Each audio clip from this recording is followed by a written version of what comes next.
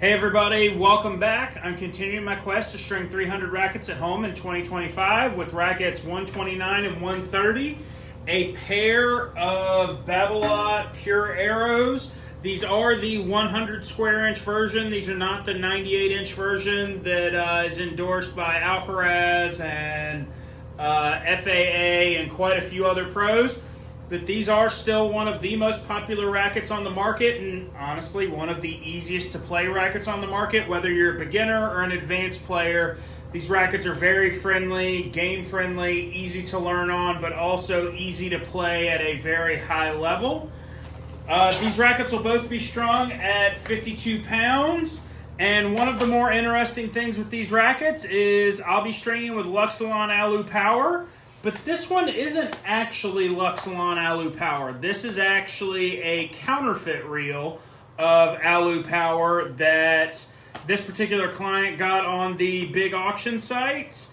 But he wants to go ahead and use the reel up. He's like, as much as I play, I'll go ahead and use it, no big deal.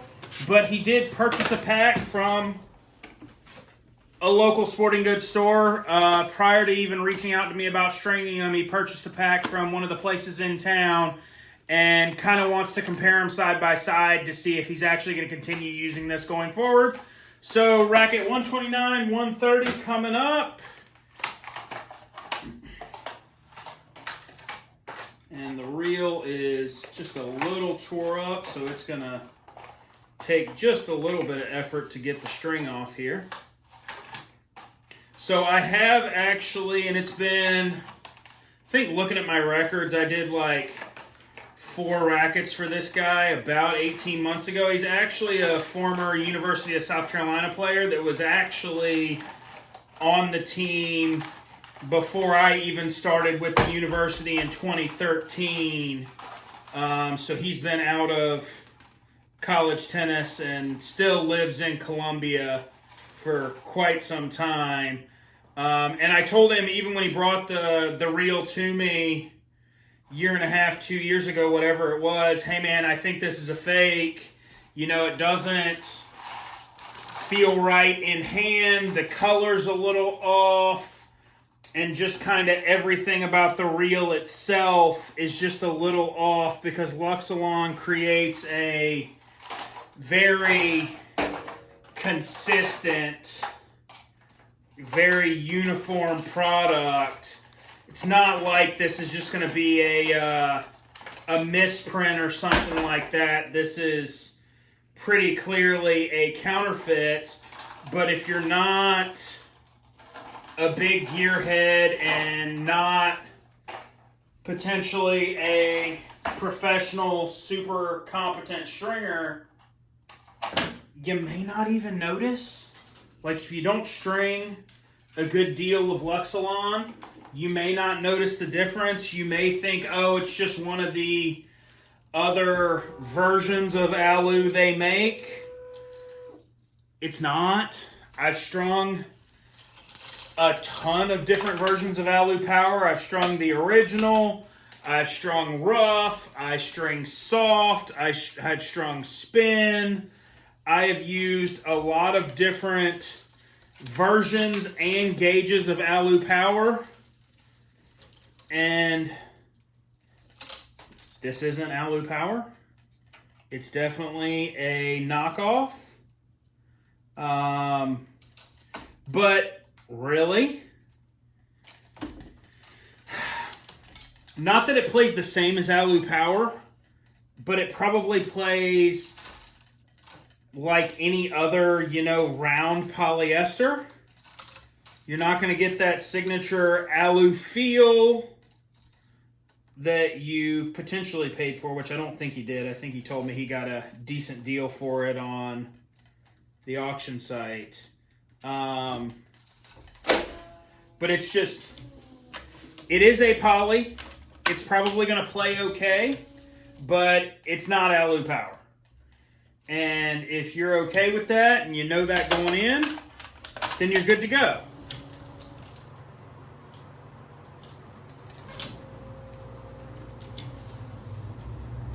And actually, I didn't remember from last time, but it seems like in these first couple pulls, it's got a little more elongation than Alu Power typically does, because Alu doesn't typically stretch all that much. It's fairly firm as a polyester, to be honest. It's one of those that, for whatever reason in tournaments, I don't know if it's me with Luxilon reels or like it truly other polys have that much more elongation or what, but Alu's about the only string I've ever actually come up short on while stringing in a tournament setting and pulling sets off a reel. And it's not like a one-off thing. It's happened a few times over the years. It hadn't happened recently because I know that I have a tendency for whatever reason to come up short with Alu, so I make sure to compensate a little extra. But it doesn't seem to, regular true Alu doesn't seem to have the same elongation, at least by my measurements, as other strings. So on these arrows, which are the newest generation, they went back to the old pattern from like 2012 maybe? It was the generation before the directional ones, which were the 2015 generation, that had this same pattern where it's just a single skip on your mains, top and bottom. You skip 8 and go out to 9 and then come back and tie off on 7. It's still a nice spin-friendly pattern, but it is more control-oriented than a couple generations of arrows were there for a minute. Because for a couple generations there, maybe 3 generations there, they were very, very open. And in my opinion, very easy to play with. Like, I use them myself in short instances, especially if I just wanted to like rally through the courts. But I found them difficult to end points with and difficult to serve with, especially flat serves, because they were so spin oriented that I had a hard time like hitting a flat serve or hitting like you're coming up to the net on a short approach and hitting that approach ball flat enough to really put pressure on your opponent. I would end up hitting it and it ended up being a little pop-up that would just kind of sit there to get whacked. And that's holistically a pattern thing. It's definitely not a me thing. I don't hit with a ton of topspin to start with, but the other generations that were a 7 and 9 skip were really, really open through the entirety of the frame and really allowed you to spin the ball even if you don't spin the ball. But I do prefer this pattern. I think it spins the ball well, but it's also dense enough to actually allow you to flatten the ball out when you're coming in or when you want to shorten a point. And it gets back to a more, like, I don't want to say traditional feel on these because there's not a lot of traditional feel with an arrow, but much more traditional racket feel where you really feel the ball connect with the string bed, where with the really open one, I just felt like the ball was, it came off the bed really fast, really explosive, good for power, good for spin, but you didn't really know, at least in my case, you didn't really know what you were doing with the ball or where it was going, except it was probably going to go in, and it was going to have some very heavy topspin on it.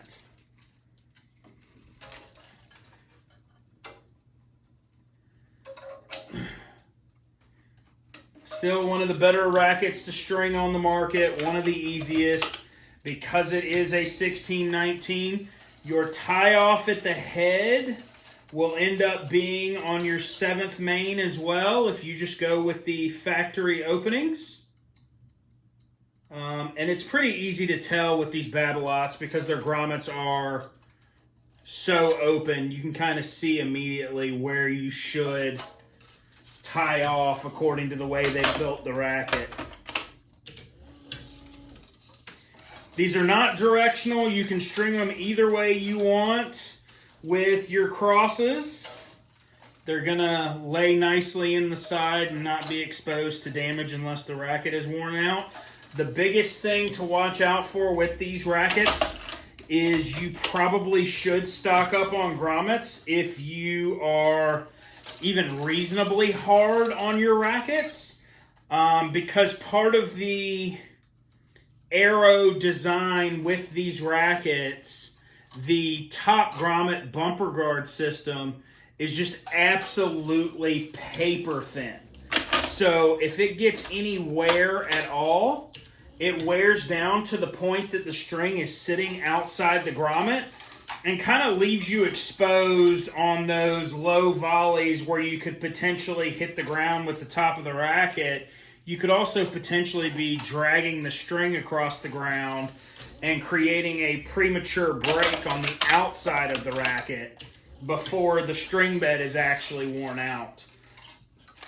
I don't know that I would necessarily call it a design flaw, but it's kind of a design flaw. I don't recall seeing it on really anything else other than these arrows. But it's absolutely a frequent occurrence on these arrows. I actually had a player at a tournament, and actually at a junior tournament no less, come in one time and ask to replace 2 sets of grommets on their racket when they dropped them off to be strung for the next day. And there was nothing outwardly super wrong about the grommets. Like if you're looking at the tie-offs, they're a little worn, but nothing crazy, nothing that's going to cause any damage or any problems. The bumper guard was a little worn, but almost anybody that's strung rackets for any period of time has seen worse for sure. They wanted to swap it out because they had the experience of that grommet set getting a little thin right there in the corner where you tie your cross to your mains, and having a premature break based on the kid going for a shot and ending up like sliding the racket on the ground just a little bit. And granted, you want to keep your rackets off the ground, but for most people, it's unavoidable at some point if you're really moving around the court.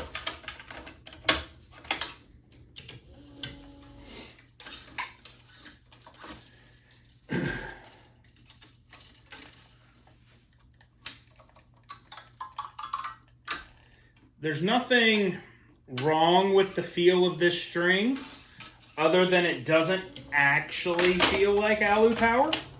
Like, it definitely still feels like a polyester should. It strings just fine.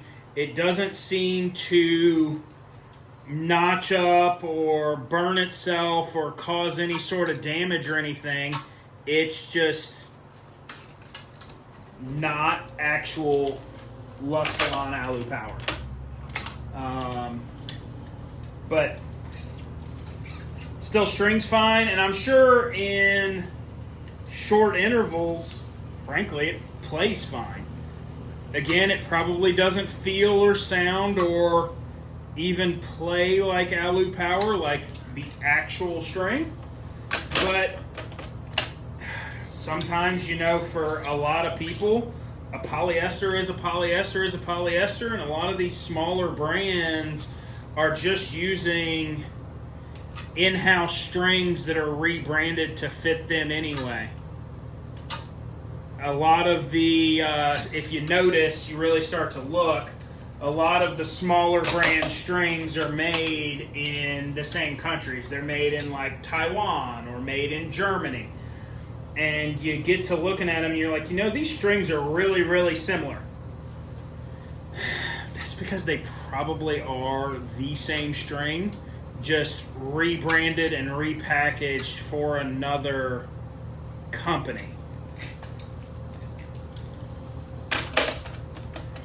All right, finishing this one up.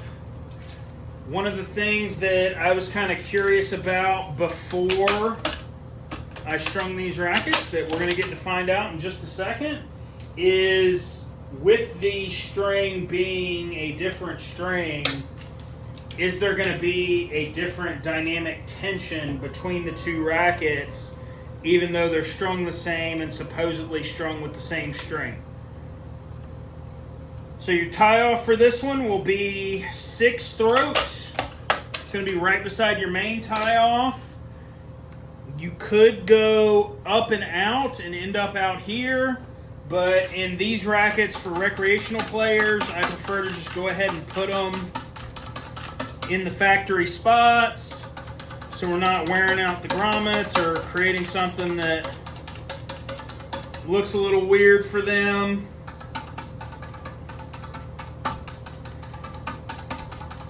Get these straight and we'll get a DT measurement on them. See what we got here with the knockoff Luxilon Alu Power.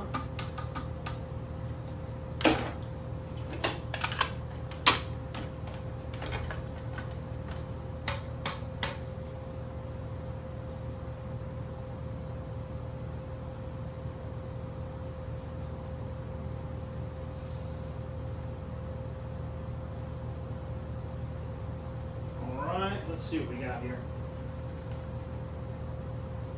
1, 2, 3, 4, 5, 6, 7, 8. Strung at 52 pounds. DT of 33, which is pretty stinking loose in my opinion. Yeah, I mean, that's DT of 33 is showing that really it's about 48 pounds. Yeah, 33 again. All right, so let's string racket number 130 on the year with what is very clearly real alu in the Luxilon packaging, has all of the numbers, has the batch number, has the number that you'd see on any of the other Wilson Luxilon products. Is the right color, the packaging looks correct.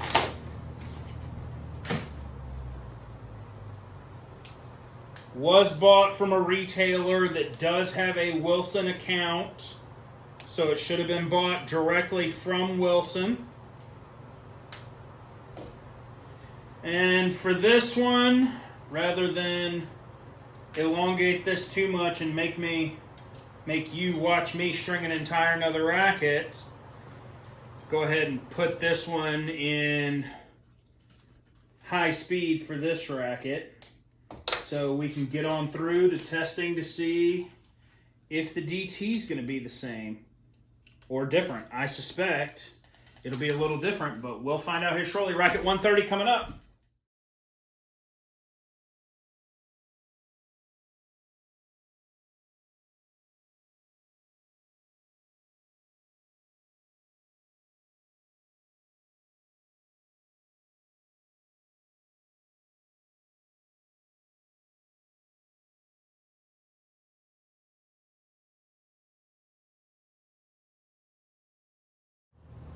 Racket 130 on the year complete. As a reminder, racket on or DT on racket 129 was a 33. This one came out marginally tighter at a 34. As a reminder, the previous racket 129 was Counterfeit Luxilon Alu Power. This is actual Luxilon Alu Power, came out at a 34 again. So kind of regardless of how it plays, as a generality, it already comes off the machine marginally looser, potentially because of the elongation of the string, potentially just because of the composition of the string, because it's not exactly the same. I don't truly know, but I'm not super surprised based on the way the two strings pull in the tension head and go into the racket that one is marginally tighter than the other. If you liked what you saw today, please subscribe to the channel and set your alerts so you see when my new videos come out. Also, do me a favor and like this video. If you want to help me in my quest to string 300 rackets at home in 2025, please reach out. My website link will be in the description. You can reach out to me or via my website, which can also kick you over to my business Facebook page that you can find more information there. Thanks for watching. See you guys next time.